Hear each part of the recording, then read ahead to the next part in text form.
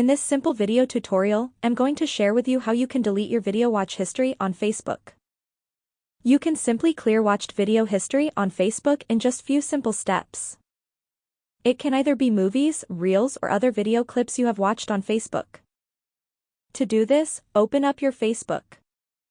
On the menu page, tap on the option of Settings and Privacy.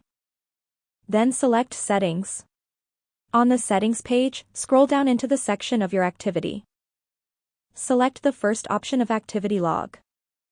Right here, just go ahead and slide onto the option of Videos Watched.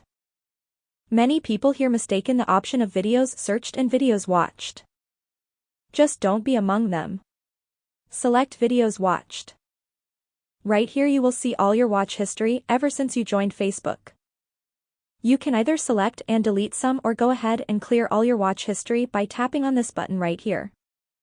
That's how easy it is to clear your video watch history on Facebook. If you have any questions, just let me know in the comments section down below.